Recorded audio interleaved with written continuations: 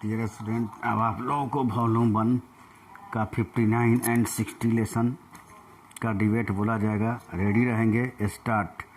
महोदय, समाज कल्याण संस्थाओं का काम बहुत बड़े परिमाण में बढ़ा है। आजकल इसके लिए अनुदान भी पहले से कहीं अधिक दिए जाते हैं। हर पंचवर्षीय योजना में हम इस पर अधिकाधिक धन खर्च करते हैं और आजकल समाज कल्याण का कार्य करने वाले पूर्णकालिक कार्यकर्ता भी पहले से बहुत अधिक हैं।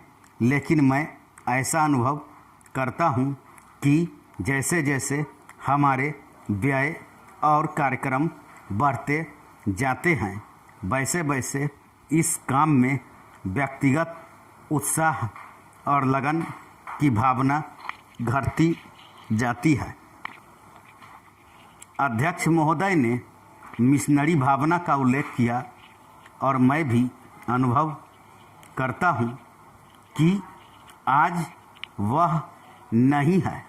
मैं यह केवल बोर्ड के बारे में ही नहीं बल्कि सामाजिक कार्य के समस्त क्षेत्र के बारे में कह रहा हूँ। फिर स्वेच्छा सेवा प्रयास भी कुछ कम होते जा रहे हैं। ऐसा भी होता है कि जब विचार संस्थाबद्ध हो जाते हैं तो उनमें कुछ न कुछ आशायुक्त काम करने की भावना आ जाती है। यह मनुष्य का स्वभाव है, किंतु सारे सामाजिक कार्य का लक्ष्य तो उसी संवेदन के अभाव और निस्वार्थता पर संदेह के परिणामों से लड़ना है, जिसकी प्रायः मानव स्वभाव कहकर अनदेखी कर दी जाती है। मैं जानता हूँ कि जिस मिशनरी भावना से काम शुरू किए जाते हैं उन्हें बाद में उसी तरह बनाए रखना हमेशा संभव नहीं होता। लेकिन बेहतर संगठन खड़ा हो जाने के बाद समस्याओं के बेहतर हल निकलने चाहिए।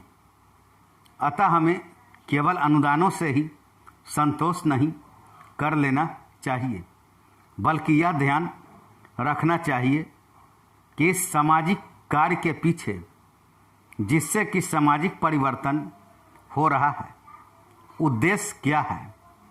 बोर्ड सामाजिक रूपांतर का केवल साधन मात्र है। राजनीतिक और आर्थिक कामों में फंसे रहने के कारण हम सही दिशा में और स्वदेश सामाजिक परिवर्तन की ओर काफ़ी ध्यान नहीं दे पा रहे हैं। किंतु परिवर्तन तो हमारे अपने विकास और विश्व की घटनाओं के कारण जो हमारे जीवन और समाज पर निरंतर प्रभाव डालता है, स्वतः आ रहा है। हमारे होनहार युवक और युवतियां संसार के घटनाचक्र से निरंतर प्रभावित हैं और कहीं भी कुछ होता है वह हमें भी अवश्य छू जाता है। लेकिन परिवर्तन का इस प्रकार केवल उपोत्पाद के रूप में या अप्रत्यक्ष रूप में आना पर्याप्त नहीं। हमारी अपनी अनेक समस्याएं हैं जो हमारे अनुभव की दृष्टि से विशेष प्रकार की हैं। महोदय एक उदाहरण है जो बोर्ड के सीधे कार्य क्षेत्र में नहीं आता, फिर भी वह है सामाजिक अपव्यय को रोकने के महत्व का। विवाहों और भोजों आदि में जो धन का अपव्यय होता है वह घटने के बजाय बढ़ रहा है।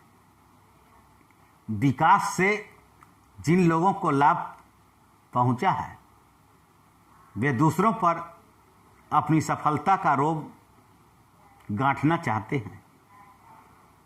दहेज का विरोध, जो कुछ समय पहले काफ़ी ज्वलंत प्रश्न था, अब पीछे पड़ गया है। यद्यपि यह कुरीति आज भी उसी तरह जीवित है। अस्पृश्यता के बारे में आज कानून मौजूद हैं, लेकिन आज भी बहुत से स्थानों पर यह बुराई फैली हुई है। लोग इसे सरकार पर नहीं छोड़ सकते कि वही इसे हटाने के लिए कदम उठाए। इसके लिए तो उन्हें स्वयं कुछ न कुछ करना होगा। विशेष रूप में समाज कल्याण के क्षेत्र में केवल सरकारी कार्रवाई पर्याप्त नहीं हुआ करती। जनता और सरकार दोनों को मिलकर एक दूसरे का हाथ मजबूत करना चाहिए और पूरे अधिकतम सहयोग से काम करना चाहिए।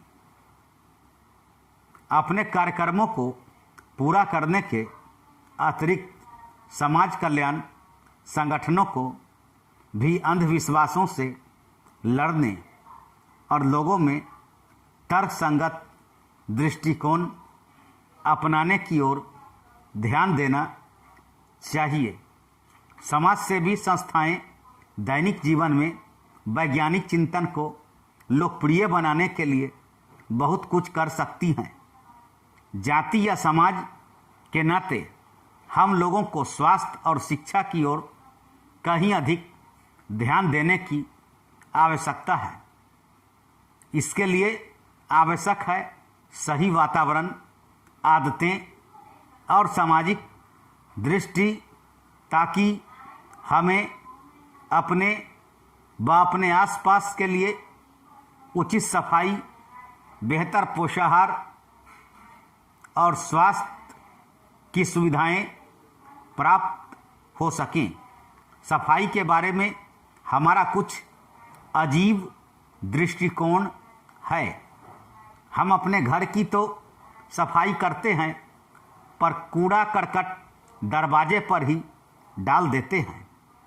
हम स्वयं तो रोज़ नहाते हैं, पर हमारी सड़क या गली गंदी है, जिसकी तनिक भी चिंता नहीं करते।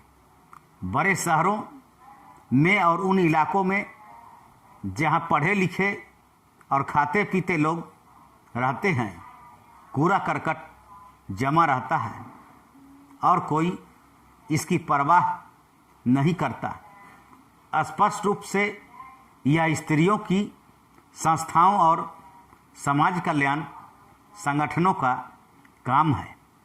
समाज कल्याण संस्थाओं के लिए परम आवश्यक है कि वे समूचे क्षेत्र के सुधार के लिए आपसी तालमेल रखें। सरकारी विभागों का आपसी तालमेल भी बहुत आवश्यक है, जिससे स्थिति सुधर सकती है। धन्यवाद।